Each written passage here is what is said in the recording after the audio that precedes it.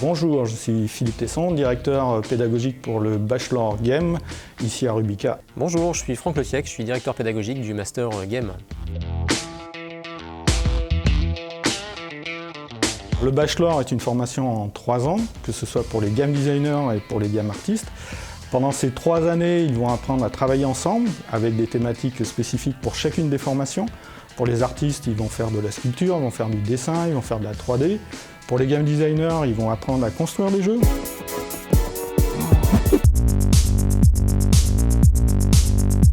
À écrire des règles, à faire de la documentation, de faire de l'analyse de data.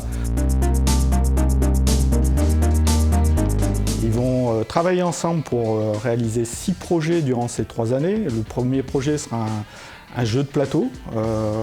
Donc cette année, c'est un wargame. Après, au second semestre de la première année, ils vont apprendre à travailler ensemble sur du numérique et du digital. Ils vont travailler sur un moteur Unity qui sera publiable sur une plateforme telle que Steam, par exemple.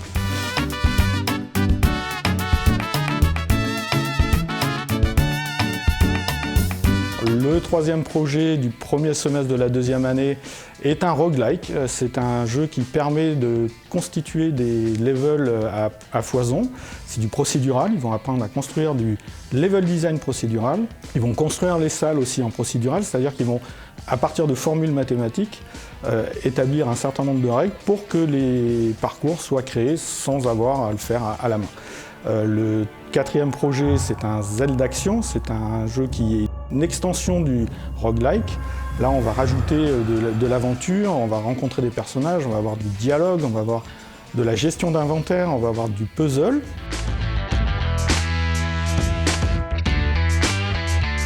Ensuite, en troisième année, sur le premier semestre, alors là, on fait une séparation, ni les game designers ni les game artistes vont travailler ensemble. Ils sont chaque formation aura ses projets. Les game artistes vont travailler sur de la 3D. Les game designers, eux, vont travailler sur un projet qui s'appelle un contrôleur alternatif, c'est-à-dire qu'ils vont inventer un gameplay plus le contrôleur qui va être associé.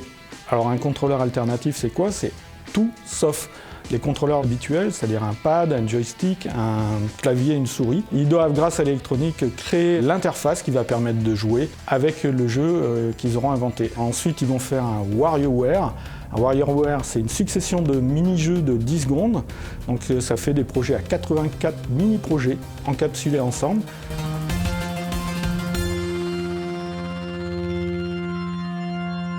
Au second semestre, les étudiants vont créer un jeu mobile. Ils vont travailler ensemble à l'élaboration d'un projet. Ils ont carte blanche pour faire exactement le projet de jeu qu'ils ont décidé. C'est le projet un petit peu qui finit le bachelor et c'est leur carte de visite pour aller se présenter ensuite dans des sociétés, pour commencer à démarcher pour des stages ou des futurs emplois. Et ils vont, sur ce projet-là, en plus faire de la monétisation, qui à l'heure actuelle est une donnée importante du jeu vidéo. C'est comment, avec un jeu gratuit, faire de l'argent. Donc c'est très très important, c'est une notion importante du jeu vidéo à l'heure actuelle. Donc ça, il faut faire du benchmark, il faut analyser les données, savoir exactement pourquoi on perd notre joueur, pourquoi on le garde, etc. Au cours de leur formation, les étudiants vont faire des stages et ces stages en entreprise leur permettent de constituer leur premier réseau professionnel.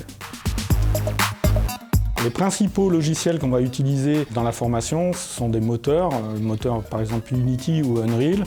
Ça, c'est la base de la formation. Les étudiants en art, eux, vont faire du Photoshop, la suite Adobe.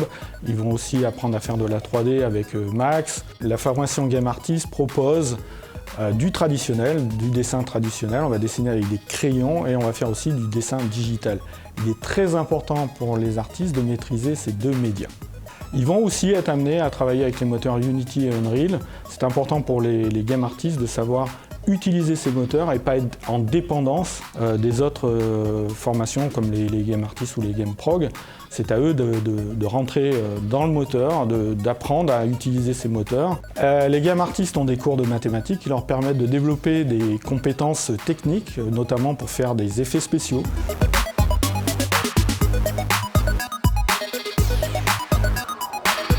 Durant leur formation, les game designers ont un apprentissage assez conséquent des moteurs Unity et Unreal. Ils apprennent à coder, ce qui leur permet aussi de faire un choix en troisième année, car nous avons une formation en programmation.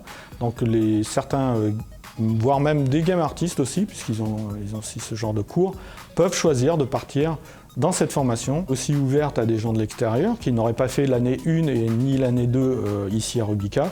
C'est ouvert à des gens par exemple qui ont un BTS. On serait très heureux de pouvoir accueillir des gens qui viennent de l'extérieur pour rejoindre notre formation en troisième année. Il n'y a pas un profil type d'étudiant qui est recherché par l'école Rubica. Nous, ce qu'on veut, c'est des personnalités, des gens qui soient motivés par leur projet, qui vont s'investir, mais la personnalité est vraiment très importante. On veut des gens qui puissent s'entendre ensemble puisqu'ils sont amenés à travailler sur des groupes de 4, 5, 6, 7 personnes, donc il faut qu'ils puissent échanger. La formation à Rubica est exigeante, on demande beaucoup de travail, beaucoup d'investissement des étudiants. On reste sur du domaine du jeu vidéo, donc on met beaucoup en avant le plaisir de réussir, le plaisir de la création. Alors si vous souhaitez nous rejoindre, je vous invite à consulter le site internet de Rubica. Vous aurez une foule d'informations sur les réalisations antérieures des étudiants et vous aurez aussi des pages dédiées pour vous préparer au concours, pour arriver dans de bonnes conditions. Il ne faut pas se stresser, on ne cherche pas du tout à stresser les gens, au contraire, on veut que vous puissiez vous exprimer et que vous puissiez réussir dans votre formation.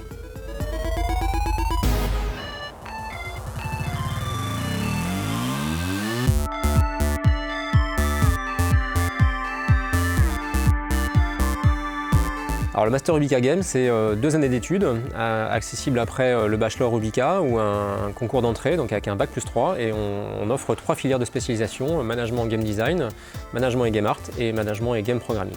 Alors la pédagogie en 4e année est une année particulièrement charnière, c'est une année de la spécialisation, dite de la spécialisation, une année de maîtrise, et c'est une année qui est beaucoup orientée autour de la réalisation de projets individuels et en groupe, autour desquels les étudiants vont développer des compétences spécifiques dans un domaine particulier qui va être leur domaine d'expertise. La majeure partie des logiciels utilisés sont les logiciels que l'on retrouve couramment dans l'industrie, à savoir les moteurs de jeu bien évidemment, parce qu'on va beaucoup travailler avec les moteurs de jeu de temps réel.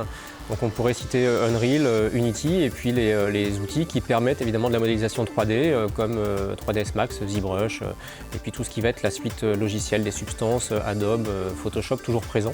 Et puis bien évidemment Excel, Word pour les game designers, les level designers.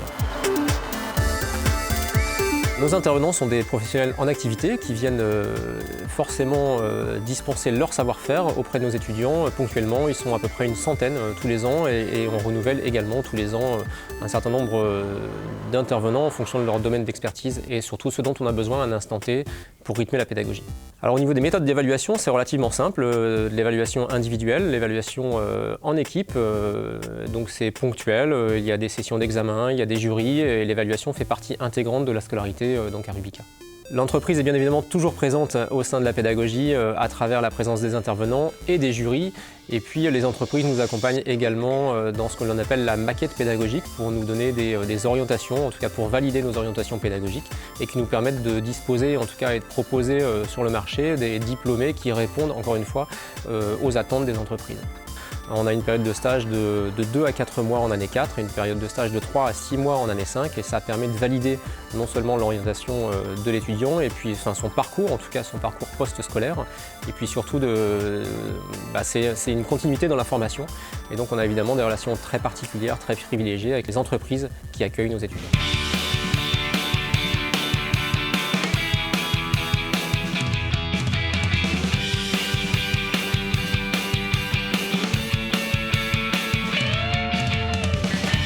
Cette 5e année, c'est l'aboutissement de la formation.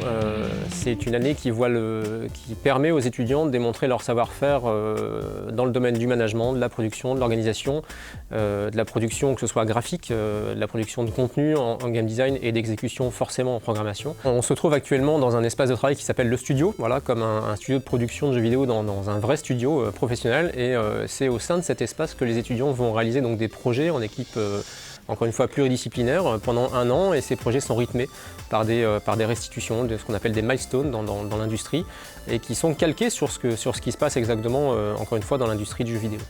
Les étudiants peuvent occuper des postes d'expertise au sein d'entreprises nationales ou internationales, de production, d'édition évidemment de jeux vidéo et puis de toutes les entreprises connexes qui traitent de l'interactivité.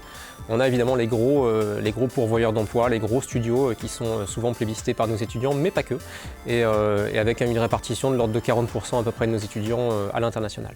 Alors la formation Rubica Game dispose d'une très bonne reconnaissance des professionnels, donc ça c'est un vrai message et c'est aussi attesté par les classements qui nous placent en tête, on va dire, des formations au métier du jeu vidéo. Notre taux de placement également forcément est important et nous permet à travers notre réseau d'anciens de disposer d'une reconnaissance encore une fois en France et à l'international. Allez, un petit conseil pour les jeunes qui voudraient se lancer dans la formation, en tout cas dans les métiers du jeu vidéo. Déjà, il faut essayer de bien se renseigner. Il y a plein de manières désormais de se renseigner. Il y a des salons, des forums, des portes ouvertes dans de nombreuses écoles, et notamment ici, bien entendu. Et puis, à travers l'utilisation que vous connaissez d'Internet, il y a aussi matière à se renseigner sur les métiers, sur ce que l'on fait, et puis expérimenter. Voilà. On peut aussi télécharger des outils, des logiciels qui sont libres d'accès, voilà, qui permettent de bricoler des choses dans son coin pour le jour où on doit encore une fois se présenter devant un professionnel, ou en tout cas demander des conseils, avoir déjà eu l'occasion de tester des choses. Il faut tester.